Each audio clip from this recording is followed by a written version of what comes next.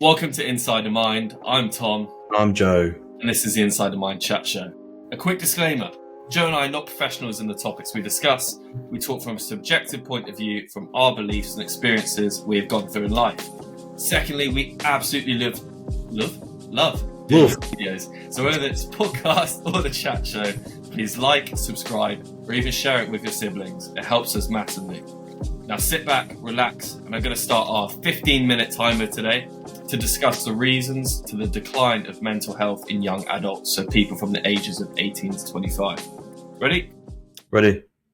Let's do this. I'm going to start us off, and I'm going to talk about a study which I heard on Chris Williamson's podcast, Modern Wisdom.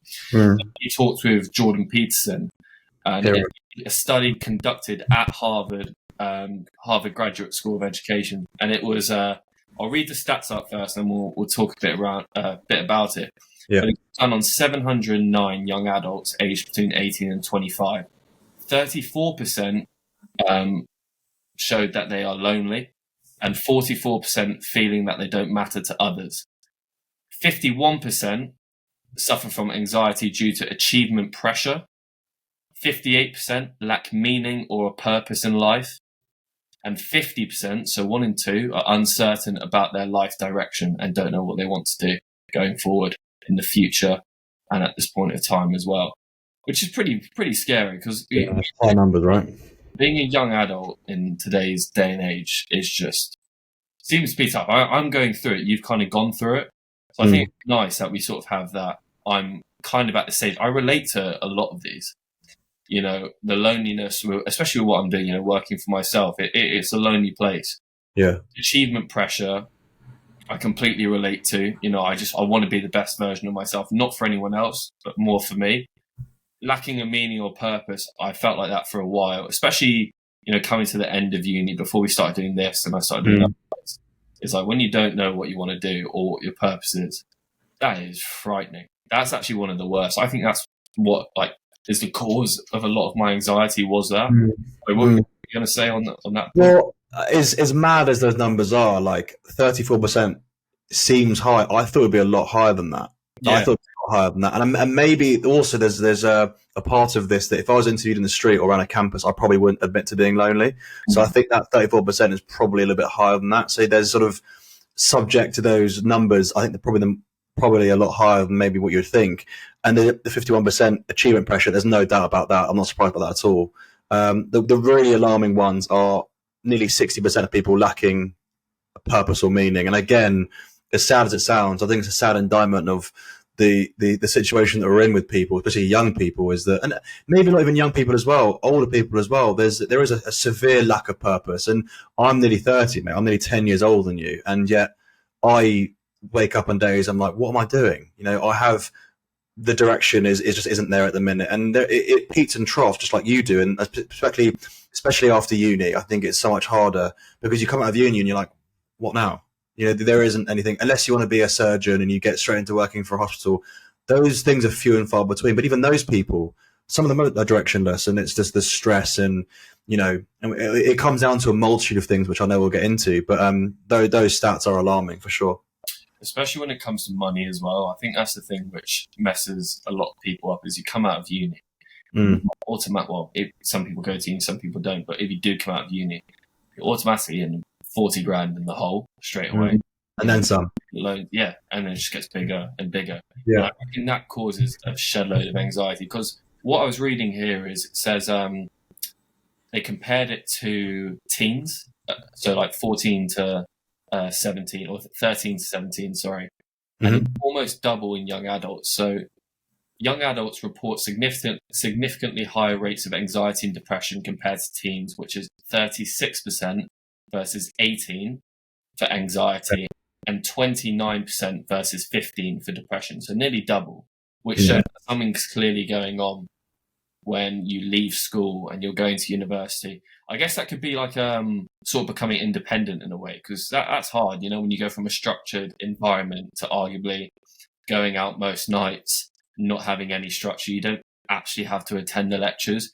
You shouldn't do the lectures if you're watching this and you're at uni, but you don't actually have to. Do you reckon having that sort of routine and structure that you get at school and the support that can just completely drops off when you get to university? Literally none, apart from my family. I think it's twofold. For those that do go to university, and the numbers are going down for those that are, the numbers I don't think have ever been lower in terms of going to university post-COVID. And that's with the emergence of opportunities that are outside university. People can't afford to go to university. That's a huge thing, is the money strain of it. And the need and the pressure to go to university isn't maybe what it once was, where you can be hired without having gone to university. You can get an apprenticeship, etc. So for those that didn't go to university or don't want to go to university, they leave school at 16, or if you're lucky enough to go to school like you and I were towards 18, I think because you're spoon-fed all the information, you have a structured timetable of when you go to classes, when you finish school, etc. When you leave school, it's on your own. It's off your own back. You have to go out and you find those things yourself, like finding a local sport to join or finding a job. Those things are hard to do, and you're just not used to doing them. So I think there's that as well. I think it's the responsibility of having to make decisions for yourself, which you've not done before. There's a big part of that, and I think coming back to it is the financial strain that people are under is, even outside of the debts you accumulate having finished university, is life is unbelievably expensive. And the disparity between, like, I don't know, renting a house and income are like so far away from each other that no one can afford to ever buy their own house until they're way into their 40s and 50s. Like, it's mad how little people can afford now. So a lot of it does come back to the financial side of things, unfortunately. So yeah, there's that. Yeah, I guess I was watching Theo Von and Dana White, and Dana White was saying how money's just a ticket for making memories. And I was a bit like, yeah, kind of easy to say when you have like many millions. And I agree to him to an extent, but then like majority of people out there are just trying to get money to live, like not to make a memory, and it's impossible to do that. Like if you had average salary, like a graduate job, it is like nuts when you look at the overall thing. Assuming if you're paying back your student loans, debts, whatever you have going on, you're also trying to live. You're also trying to make memories, make new friends. Like I can see why like mental health problems at this point are just so high, and especially like a lot of the highest suicide rates are in older people, so people who've gone through being a young adult. But a lot of the problems in terms of mental health, depression, anxiety-wise, not suicide rates, are young adults. And I think that transition from teen to adult is incredibly hard. And that's something I'm going through at the moment. From your lessons of, going through 18 to 25, what were some of the most like important ones? Because when I spoke to my brother, he was like, it's almost like this sort of maturity like clicks in your head. He was like, it's hard to explain. It's just like someone's just turned the tap on and you think differently about things. The way you act, the way you view things in life. What's it like going past that 25 point or to the point you're nearly 30 now? Yeah, I wouldn't want to, for anyone listening or watching this, is to put a number on it, because if you reach 25 and you think, well, it hasn't happened to me yet, everyone matures very differently. And I think people reach a certain point in their life, whether it be through trauma or through a relationship breakdown or through changing job, you'll reach a point in your life, and it could be 25, it could be 30, it could be 40, where it will just click for you and you'll think that not that you've made it, but you'll come out the other side and you think that you've sort of turned a corner slightly.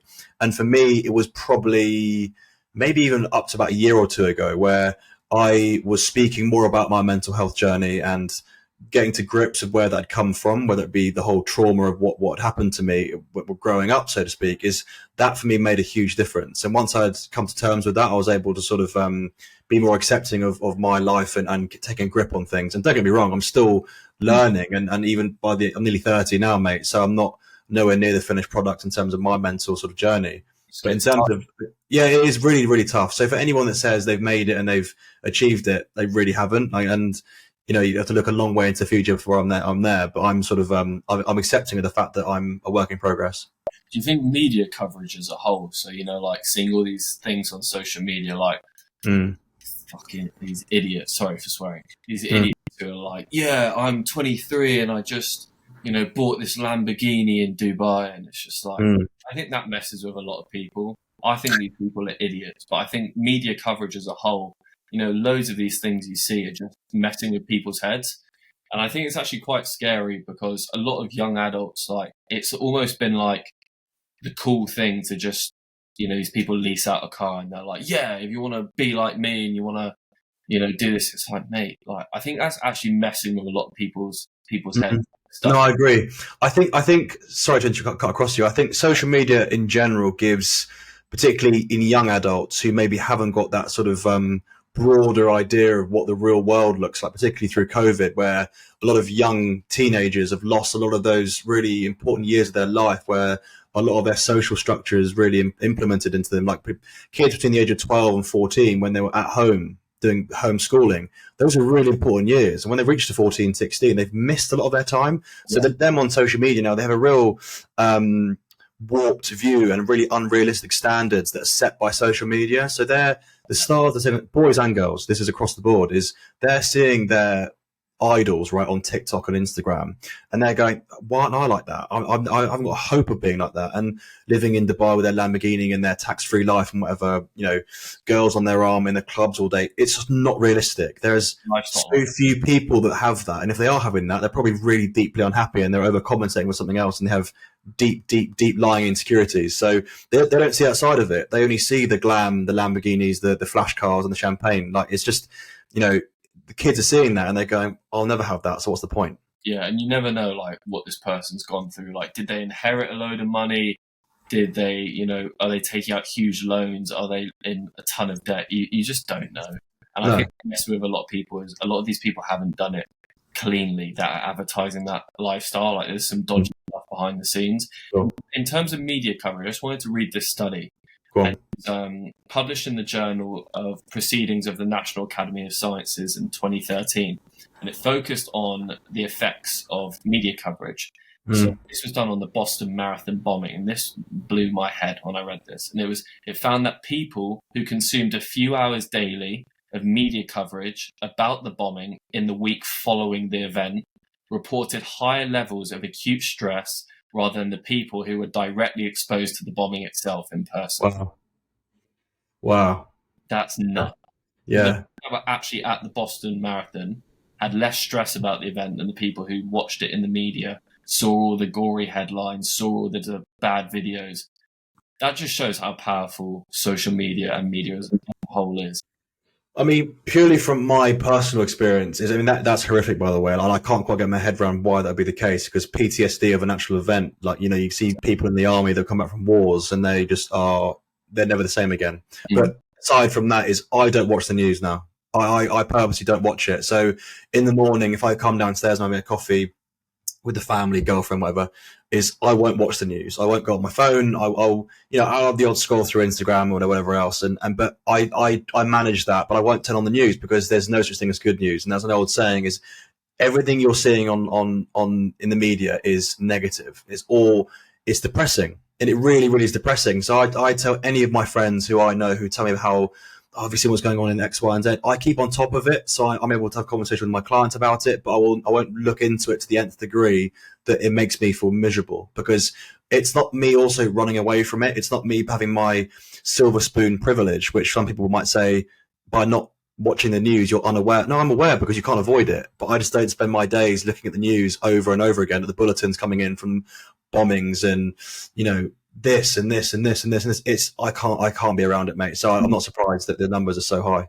Stuff like that, like, really, really affects me. Like, and I had a chat with my sister about this literally today, and I was like, I literally don't have a clue what's going on in this Israel-Gaza thing.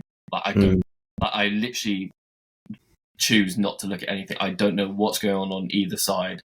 I've heard snippets from conversations, but I'm like, I don't want to know. Honestly, like, I don't want to be rude. I just don't want to know, because stuff like that really affects my mood as a whole. Like, I think about it all day. Even like sad songs. Like, if I have a really sad song on, it just brings my mood down. Like, I try not to listen to sad songs. I try not to sad things, because it really affects me. Like, I really absorb that stress, that sort of, oh my gosh, I can't believe this is happening. Like, it's like, I just cut that out. Like, literally, I hate the news. Like, I hate the news. Not just that, mate, is that the media feed off that. The media fuel off people who are getting stressed over it, because it's clickbait. They want people looking into it. If they're, talking about something that great happened in the day, no one cares, unfortunately. It sells. Unfortunately, it's what sells, mate, and it gets people watching, gets people listening. I also have a stat for you on social media. Is 70%. There's a 70% increase in depressive symptoms for those on social media, those that aren't. 70%. Yeah. Yeah, I yeah. think that's why young adults are struggling so much, is they are the hub of this social media like generation, aren't they? Mm-hmm. And I guess like, you know, you come back to it, we're on social media all day. All our stuff's on social media. You know, for you, it's working, but for me, like the podcast, like editing all day, it's on social media. I'm a young adult. I can't escape it. Mm. Everything I know, everyone I know is on it. And it's, My way of being able to rationalize that in my own head is that we know that if we're reaching out to people to try and, you know, we're not saying we're here to save lives. If we do, then amazing. We're there to educate young men in particular, but young men and women who are or were in our situation or have someone who knows that they are.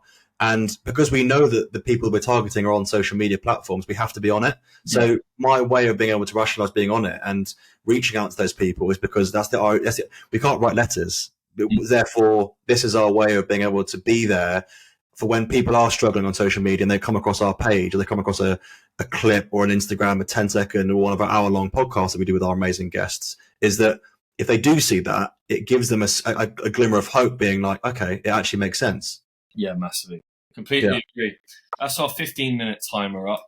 Hopefully you've learned something of value from this. You know, this is a scary crisis to be in, you know, these young adults like myself, like you, who are going through all these problems. And, you know, it could be financial from universities, you know, being in debt, struggling to find a house, struggling to rent, struggling to live a life, struggling to make memories because of that. It could be due to social media, all these different things. We'd love to hear from you guys below about what your thoughts are on why young adults are struggling, so people from the age of 18 to 25. Secondly, thank you for all the questions and topic areas you guys send in. We are trying to cover as many as possible, and we've got some great chat shows lined up. But for the meantime, that's it from me. That's it from me as well. And this is Inside of Mind. Take it easy.